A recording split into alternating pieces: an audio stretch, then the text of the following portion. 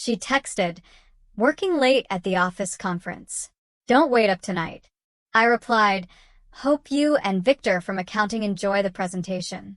20 minutes later, my wife was home, key trembling in her hand. I thought I had it figured out. 32, designing bus routes and metro lines that keep the city moving. Married 8 years to Vita. 2 kids who still. The scent of cheap hotel soap and stale champagne clung to Vita's coat, a cloying perfume that hit me the moment I pulled it from her hands. My fingers found it in the inner pocket, smooth plastic, a key card. Marriott downtown, room 1247. In that silent hallway, beneath the hum of our refrigerator, my marriage detonated. I'm Mark. The American dream, right? I worked as a city planner, mapping transit routes, building infrastructure, literally charting the course of people's lives. Vita worked as a packaging innovation designer at one of those glossy consumer goods companies downtown. Sounds fancy, but she basically figured out how to make shampoo bottles more appealing. We met at a friend's barbecue 9 years ago. She laughed at my terrible jokes about traffic patterns, a laugh that felt genuine, unrestrained, and I was hooked. Our life ran on schedules. I mapped transit routes. She mapped our family routine. Soccer practice Tuesdays, dance on Thursdays, date nights every other Saturday when her mom watched the kids. We had our rhythm, a comfortable, predictable cadence that felt like home. Then, 3 months ago, everything shifted. Vita got promoted to senior design lead. More money, sure.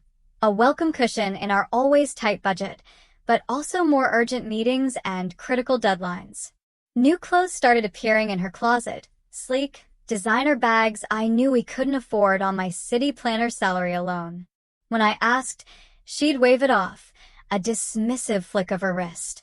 Company discount, she'd say, but her eyes wouldn't quite meet mine. Her phone, once an open book, became a fortress. Face ID where there used to be nothing. Notifications on silent. She'd angle the screen away when texting, her thumb moving fast across the keyboard, a flurry of secret activity. I told myself I was being paranoid, a husband too caught up in my own anxieties. This was Vita, mother of my children, the woman who cried watching Pixar movies. This couldn't be happening. That Tuesday started like any other. I was reviewing proposals for the new Crosstown Express route when my phone buzzed. A text from Vita. Conference tonight downtown. Mandatory for all senior staff. Don't wait up. Love you. I stared at the message, the words cold and impersonal. In my 8 years of marriage, I'd learned corporate speak. Mandatory meant optional if you had kids. Senior staff meant drinks afterward. I texted back, trying to keep it light, a desperate attempt at normalcy. Hope you and Victor from accounting enjoy the presentation. Try not to fall asleep during the budget slides. Victor Reeves, procurement manager for some logistics startup that shared their building.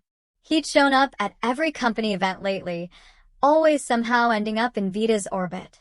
Tall, divorced, with that calculated 5 o'clock shadow that screamed, trying too hard.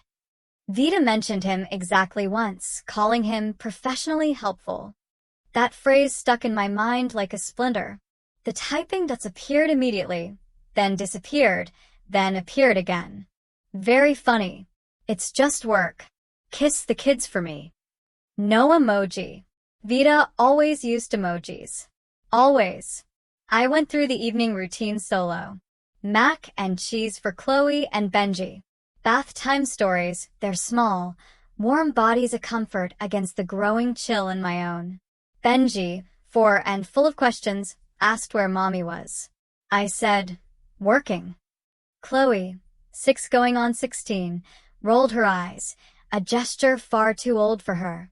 She's always working now. Smart kid.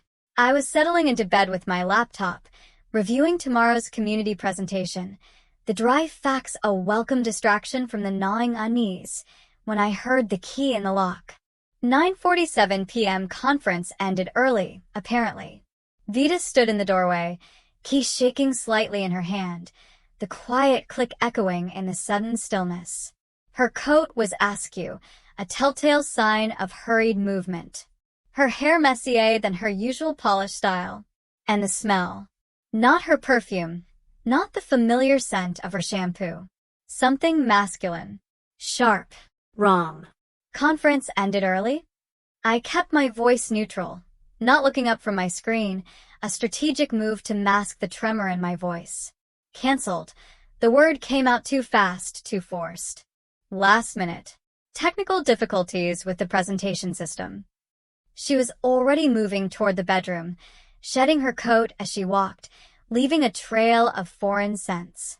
That's annoying. Did you at least grab dinner? Wasn't hungry. Her voice echoed from the hallway. The shower turned on immediately, the sudden rush of water a deafening roar. She never showered at night. Said it ruined her morning routine. I sat there listening to the water run, my chest feeling hollow and cold, every instinct screaming that something was off. But I didn't move, didn't confront, just listened and processed the way I'd learned to analyze traffic patterns looking for what didn't belong. 20 minutes she stayed in that shower. When she finally came to bed, she kissed my forehead, quick, obligatory, barely a brush of lips, and rolled away, already asleep, or pretending to be, her breathing even. Big day tomorrow. Yeah, big day. I waited until her breathing evened out, a slow, steady rhythm that felt like a lie. Then I went to the hallway where she'd dropped her coat. It hung there, looking innocent enough, a dark shadow against the pale wall.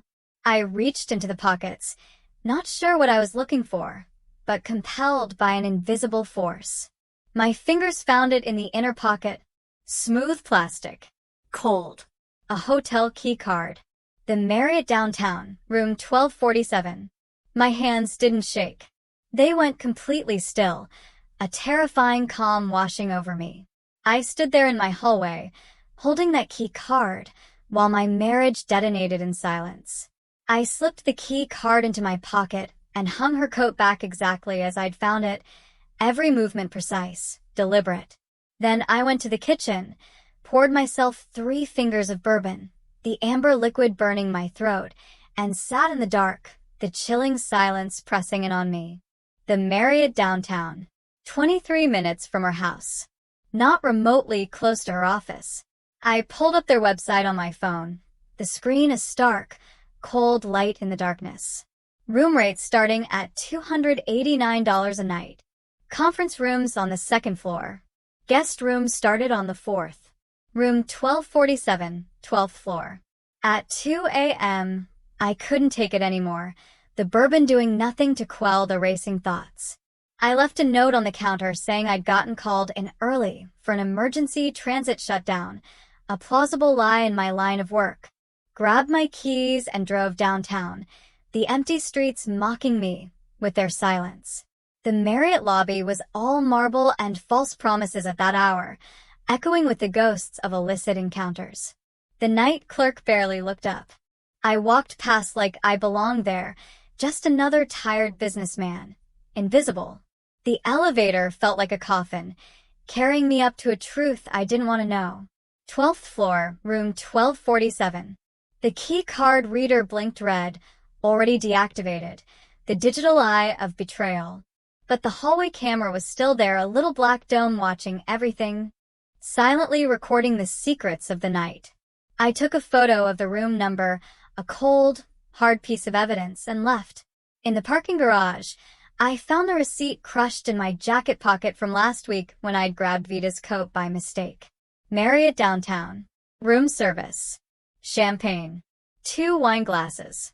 Signed with the room number, 1247. The name on the receipt, V. Reeves. I drove home in silence, the truth a leaden weight in my stomach. Climbed back into bed at 4 a.m. Vita didn't stir, her breathing even.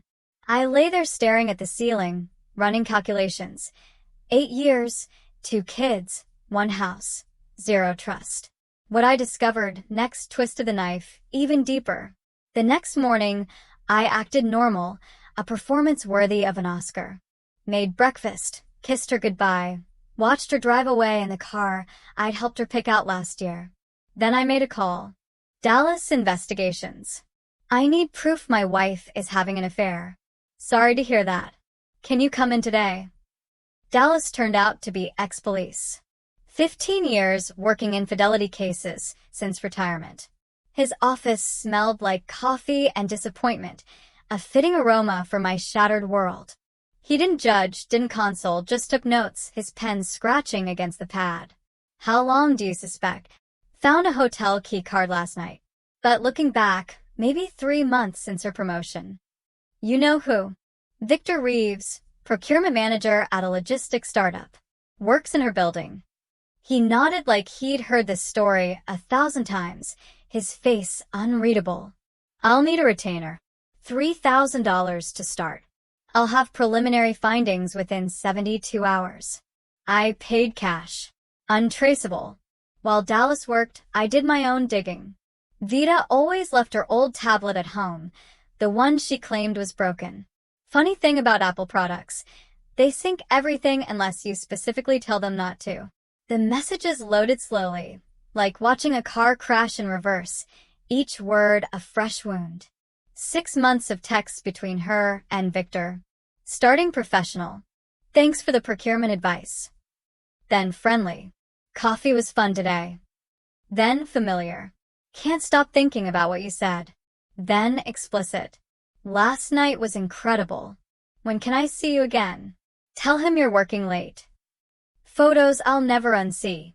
Timestamps that matched every late meeting and conference for half a year. January 15th. Emergency deadline. Equals Marriott room 819. February 3rd. Team building workshop. Equals Marriott room 1012. February 20th. Client dinner. Equals weekend at a cabin 2 hours north. March 9th. System training. Equals Marriott room 1247. Our anniversary was March 9th. The cold, hard logic of the evidence was undeniable. My phone buzzed. Dallas. Got something already? You free? His office felt smaller the second time I walked in, claustrophobic. He slid a manila folder across the desk, its weight substantial. These are from yesterday and today. Photos. Time-stamped. High resolution. Vita entering the Marriott at 5:47 p.m. yesterday, 20 minutes after her conference text. Victor's hand on her lower back. Possessive. Comfortable. Not the touch of colleagues. The touch of habit. Another photo. Them in the lobby bar, her head thrown back, laughing at something he'd said. The dress I bought her for Christmas. Another. The elevator, his hand in her hair, pulling her close. There's more, Dallas said, his voice flat. The hotel bartender remembers them. They're regulars. Every Tuesday and Thursday, sometimes Saturdays. Saturdays, when her mom watched our kids. I need everything, I said, my voice tight, an unnatural calm settling over me. Every photo, every receipt, every witness who's seen them. This is just 24 hours of surveillance. Give me a week. I'll have enough to bury them both. I stood to leave. Dallas stopped me at the door. Hey, the hardest part is acting normal at home. Can you do that? I design traffic patterns for a living, I replied, my voice cold, precise. I can follow a route. That night, Vita came home with flowers, just because, she said, kissing me like she meant it. The card was still attached. It was from the shop next to the Marriott. I took the flowers, smiled, and put them in water. The same vase we'd gotten as a wedding gift. The irony wasn't lost on me. They're beautiful, I said, pulling her close. She tensed for a microsecond before relaxing into it. Special occasion? Can a wife just appreciate her husband? Her laugh was pitched too high that night. She initiated sex for the first time in weeks. I went through the motions, studying her like a crime scene. Every sound felt performed, every touch calculated. When she whispered, "I love you," afterward, I wondered if she'd said the same thing to Victor 2 hours earlier. This level of emotional detachment and strategic planning in the face of betrayal is a coping mechanism often seen in individuals who experience severe shock or narcissistic injury. By shifting into an analytical, almost robotic mode, Mark compartmentalizes his emotional pain, allowing him to function and plan meticulously for retribution, a form of self-preservation through control. Over the next week, Dallas delivered. His daily emails read like evidence logs for a murder trial, which in a way, they were. Tuesday, March 14th. Subjects entered Marriott at 5:52 p.m., exited at 9:15 p.m. Wednesday, March 15th. Subject B purchased lingerie at Nordstrom, $347. Subject A present. Thursday, March 16th. Marriott, room 1247, 6 p.m. to 8:45 p.m. But the real gold came when Dallas dug into Victor's life. "Your boy's been busy," he said over the phone. "Married 10 years to Elena Reeves. She runs Little Sprouts Daycare over on Westfield. 3 kids. And get this, he's been charging the hotel rooms to his company card, writing them off as client entertainment. Tax fraud on top of adultery. Better, your wife's been signing off on some of his procurement orders. They've created a paper trail of financial entanglement. Your lawyer's going to love this." Speaking of lawyers, I met with Diane Kushner that Friday. She came recommended as someone who didn't just win divorces.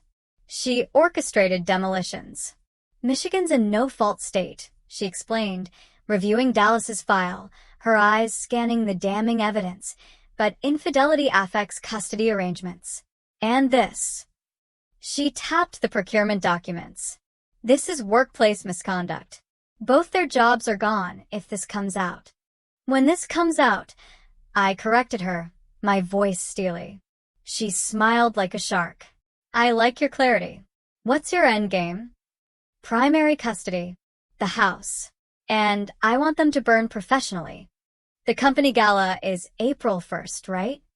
I saw the invitation in the file, a glossy, black tie affair. Black tie. 500 people. All their colleagues, clients, and senior management. Diane leaned back, a predatory gleam in her eye. "You're thinking biblical." "I'm thinking proportional." We spent 2 hours strategizing. Asset protection first. I opened new accounts, documented every penny of our marital assets, secured copies of all important documents. She filed preliminary paperwork, but held off on serving. We wanted the element of surprise. Meanwhile, I became the perfect husband, helped with her presentations, picked up her dry cleaning, even suggested she buy a new dress for the gala. "You sure?" she asked, suspicious of my sudden generosity. "You've been working so hard. You deserve to feel special that night." She kissed me then, soft and grateful. It felt like kissing a stranger.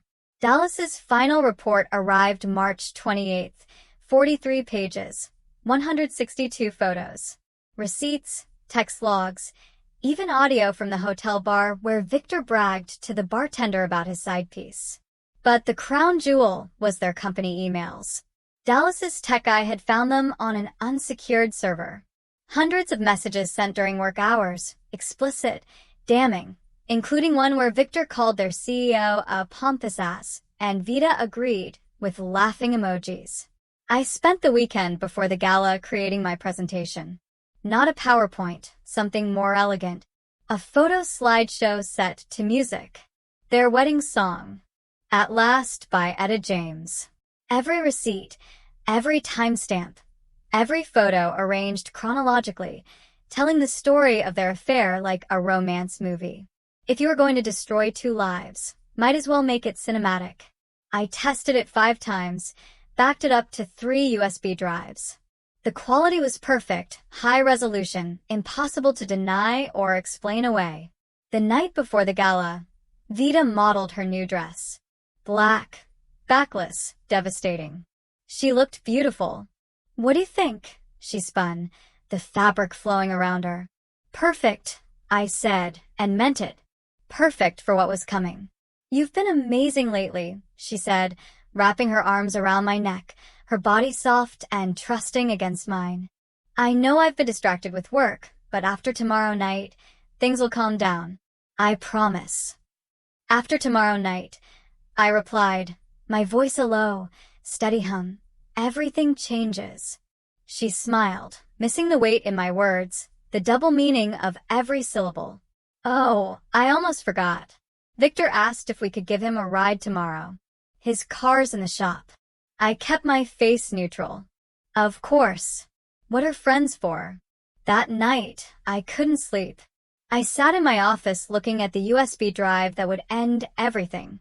Then I noticed something I'd missed before. In one of the photos from the hotel bar, Victor's phone screen was visible. A calendar notification. I zoomed in, enhanced it. April 2nd, 2 a.m. Coral. Don't bring B. Who the hell was Coral? I pushed the Coral mystery aside. Tomorrow was April 1st. I had bigger fish to fry tonight. The day of the gala, I played my part perfectly. Made Vita breakfast in bed. Told her she looked radiant. Even helped zip up the dress that would become her public humiliation outfit. You're in a good mood, she said, applying lipstick in our bedroom mirror, her back to me. Big night.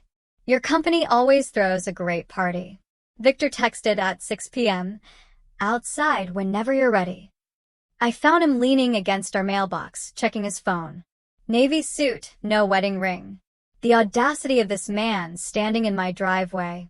Thanks for the ride, he said, sliding into the back seat. Car trouble at the worst time. No problem. I met his eyes in the rear view. That's what friends are for. Vita touched up her makeup during the drive, chattering about work drama. Victor responded with inside jokes I wasn't meant to understand. They were comfortable, practiced like I was the third wheel in my own car. The hotel ballroom was already packed when we arrived. Ice sculptures, champagne towers, the whole corporate circus. I'll grab us drinks, Victor offered, disappearing into the crowd. I need to woo the Reynolds account, Vita said, kissing my cheek. You good on your own? Actually, I volunteered to help with the technical setup. You know me and my systems. She laughed, a light, carefree sound. My nerdy husband. Don't break anything. The AV station was in the back corner. The tech kid running it looked overwhelmed by the setup. Mind if I help? I offered. I run presentations for the city council all the time. Please, he said, relief washing over his face. This system is ancient. It took me 3 minutes to understand their setup. Another 2 to establish remote access from my phone. The kid wandered off to find more extension cords, leaving me alone with the keys to the kingdom. I slipped in my USB drive, uploaded my file into the queue, set it to override any active presentation with a simple phone command. Then I helped the kid properly route the cables, earning his trust and gratitude. You're a lifesaver, man. If only he knew. The evening progressed like every corporate gala, speeches about quarterly returns, backpatting over minor achievements. Vita and Victor carefully maintained professional distance, occasionally catching each other's eyes across the room.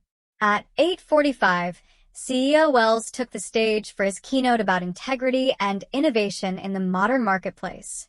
I stood by the AV station, phone in hand. The email queue was loaded. One click would send everything to HR, Victor's wife, both families, and every senior manager in both companies. Wells droned on about company values. Trust. Transparency. Building relationships that matter. Perfect. I triggered the override. The screen behind Wells flickered. He paused, confused. Then the first image appeared. Vita and Victor entering the Marriott. Timestamp clearly visible. A wave of confusion rippled through the crowd. Wells turned to look at the screen as the next photo appeared. Victor's hand in Vita's hair, in the elevator. What the hell? Wells started, his voice sharp. The music kicked in. At Last by Etta James. The photos began cycling faster. Text messages appeared between the images. Can't wait to taste you again. Tell him you're at a conference. You were incredible last night. The room erupted. Phones came out. People recording. Vita stood frozen near the dessert table, her face draining of color, a mask of horror. Victor was already moving toward the AV station, but security intercepted him, their arms a firm barrier. The procurement documents appeared next. Financial misconduct outlined in black and white. Wells's face went from confused to furious. "Turn it off," someone shouted. But I wasn't done. The audio clip played next. Victor's voice clear as day, calling Wells a pompous ass, while Vita laughed in the background. The screen went black for a moment. Then one final message appeared, stark white letters against the dark screen. "Happy April Fool's Day. Though this isn't a joke." The room exploded into chaos. Vita finally unfroze, pushing through the crowd toward me, mascara streaming down her face. Victor was being escorted out by security, his face a mask of disbelief. Wells was on his phone with legal. Then the main doors burst open. Elena Reeves stood there, still in her daycare uniform, holding printed copies of everything I'd sent her 20 minutes ago. She spotted Victor and started walking toward him with the purposeful stride of a woman about to end a man. "You son of a..." Victor started saying to me before Elena reached him. The sound of her palm connecting with his face echoed through the ballroom. I hit send on the email queue. All messages delivered successfully appeared on my screen. Vita finally reached me, her makeup running, hands shaking. "How could you?" she whispered. "How could I?" I pulled out the hotel key card from my jacket. Room 1247. Her phone buzzed. Then again. And again. The emails were hitting everyone now. This public exposure, orchestrated by Mark, served as a potent form of social and professional justice. The public shaming, amplified by the digital age, acted as a powerful deterrent, not only for Vita and Victor but also for others who might consider similar betrayals. It leveraged the social contract and corporate ethics to exact consequences far beyond what a private divorce settlement might achieve. The drive home was silent except for Vita sobbing, her body racked with tremors. I'd offered to call her an Uber, but Wells had made it clear that both she and Victor were to leave immediately, and security wasn't giving options. Elena had left with Victor's car keys, his phone, and probably what remained of his dignity. The last I saw, she was on FaceTime with her divorce attorney while Victor begged through the security office window, his pleas muffled by the glass. Vita sat pressed against the passenger door like she was trying to melt through it, her face buried in her hands. Her phone lit up continuously, calls from her mother, her sister, coworkers. She turned off the sound after the 15th ring. We pulled into our driveway at 9:47 p.m., exactly 1 week from when she'd come home with a hotel key card in her pocket. "The kids," she started, her voice thick with tears. "My parents." She noticed the suitcases on the porch. 3 of them. Everything she'd need for a few weeks. "You're throwing me out. The locks are already changed. Your sister lives 40 minutes away. Or there's the Marriott. I hear you're familiar with it." She followed me inside, mascara giving her raccoon eyes. "We need to talk about this." "No, we don't." I handed her a folder from the kitchen counter. "Divorce papers already filed. Diane Kushner is my attorney. Don't try to contact me directly." She flipped through the pages, hands trembling. "You're seeking primary custody. Adultery affects custody arrangements in Michigan. Your lawyer can explain the details." "This was a mistake," she whispered, her voice cracking. "A stupid, horrible mistake. But it didn't mean anything." 6 months. 162 photos. 43 pages of documentation. Which part didn't mean anything? Her phone buzzed. A text from her mom. "How could you do this to your family?" "I'll lose my job," she whispered. "You both will." Misconduct, misuse of company resources, creating a hostile work environment. Wells already has legal involved. The kids will. The kids will be fine. They'll live here with me during the week. You'll get supervised visits until the court determines you're stable. Supervised. Her voice cracked. I'm their mother, who prioritized getting railed by her coworker over being home for bedtime. The slap came fast. I'd earned it. 8 years, she said. 8 years and you destroy me like this, publicly. You destroyed us privately first. I just returned the favor with interest. Her phone rang. Victor's name on the screen. She declined it. He's married, I said. You knew that, right? 3 kids. His wife runs a daycare. Stop. Did you meet them? His kids. Did you think about them when you were... Stop. I pulled out my phone, showed her one more photo. Victor and a woman at lunch yesterday. Not Vita. Younger. Blonde. Laughing at something he'd said. That's Coral, by the way. Junior analyst at his company. Dallas followed up on a hunch. Vita stared at the photo like it was written in a foreign language. He's been seeing her for 3 months. You weren't even his only affair. She sank onto the couch. The same couch where we'd watched movies, where the kids opened Christmas presents, where we'd planned our future. I gave up everything for him, she whispered.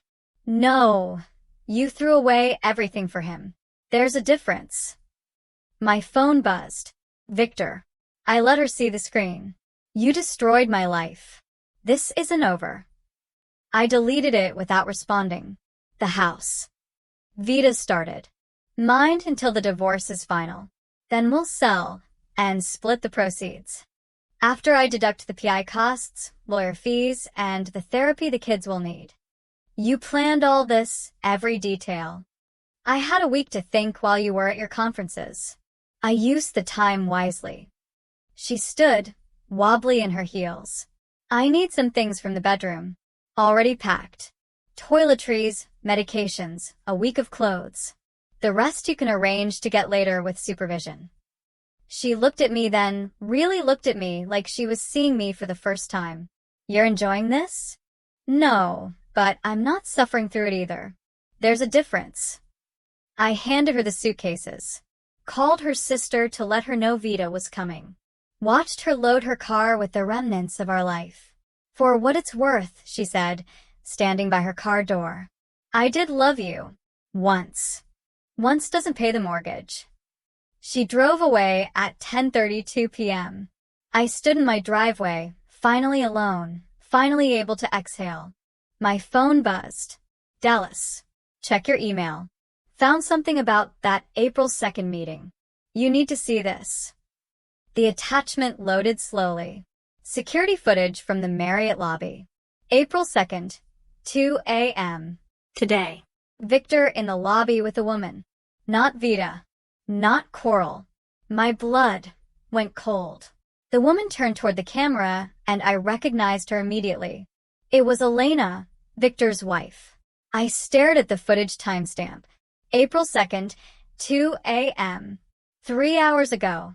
While I was standing in my driveway watching my marriage disappear, Elena was meeting her cheating husband at the same hotel where he'd been screwing my wife. Dallas called before I could process it. You seeing this? Yeah. What the hell is she doing there? Keep watching. The footage continued. Elena and Victor talking in the lobby. No slapping, no screaming. Then she handed him something, an envelope. He opened it, read it, and his shoulders sagged. She walked out. He stayed there, sitting in the lobby chair like a man who just lost everything twice. I traced back further. Dallas said Elena's been having Victor followed for 2 months. She knew about Vita. She knew about Coral. She knew about everything. Then why the performance at the gala? Because that wasn't a performance. That was her ending. The envelope. Divorce papers, already signed by a judge. Emergency custody order. Bank accounts frozen as of midnight. She played the long game better than any of us. I sat down hard on my porch steps, the cold concrete a shock against my skin. She knew when I called her tonight. She knew when you called her. She wanted the public humiliation first. The slap was real. She'd been saving that for months. But everything else? Calculated. She even timed the custody filing for after the gala so he'd be served publicly. My phone buzzed. Unknown number. This is Elena. I know it's late. Can we talk? I texted back. Front porch. 10 minutes.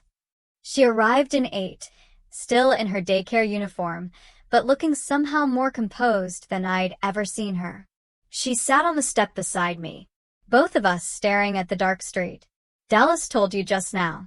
I've known since January. Found credit card statements. Hired my own PI. She pulled out her phone, showed me her own folder of evidence. I have everything. 3 affairs in 10 years. Vita was number 7. 7? Coral's actually number 8. There might be more. We sat in silence for a moment. Why didn't you stop it? I asked. Why didn't you? Fair point. I needed him to burn. Professionally, she said. Adultery is one thing.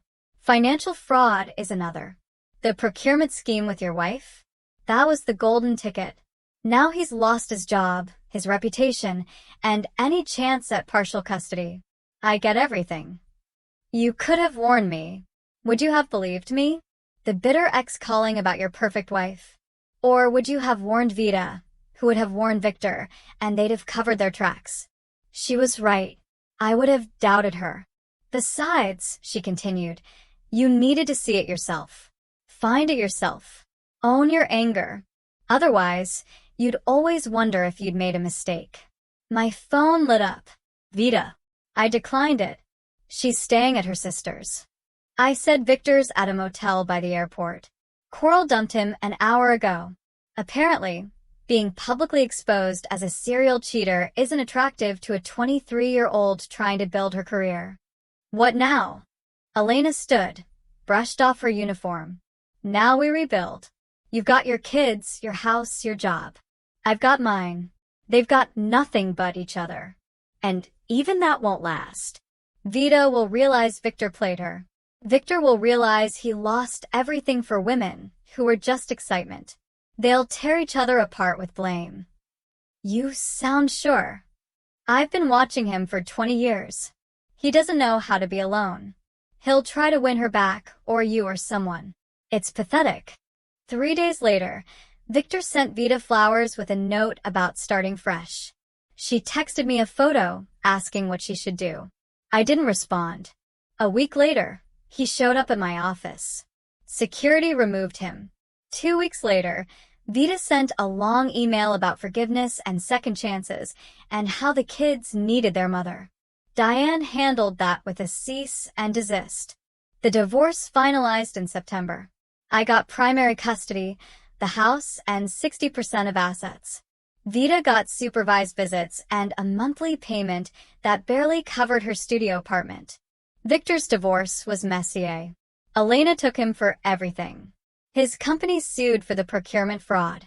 Last I heard, he'd moved to Ohio to live with his brother. Vita works retail now. Sometimes I see her at drop-off, hollow-eyed and diminished. She tried to explain once, to make me understand how it just happened. I told her affairs don't just happen. There are 1,000 small choices to betray, to lie, to prioritize excitement over commitment. She cried. I walked away. The kids are good. They're resilient.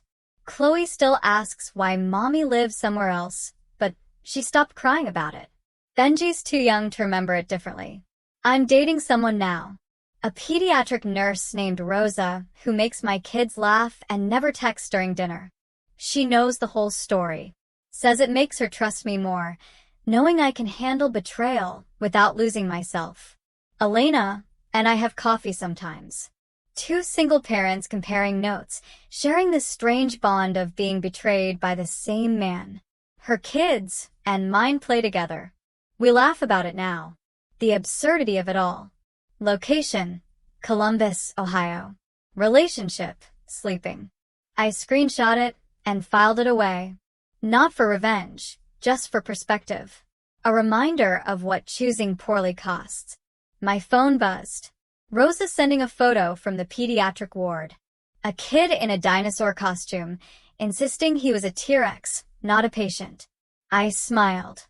Real happiness feels different than the performance of it. Outside, a bus rolled past on the route I designed, taking people where they needed to go, following the patterns I'd mapped. Some things, at least, you can control. The rest you survive, you rebuild, and you choose better next time. That's all any of us can do.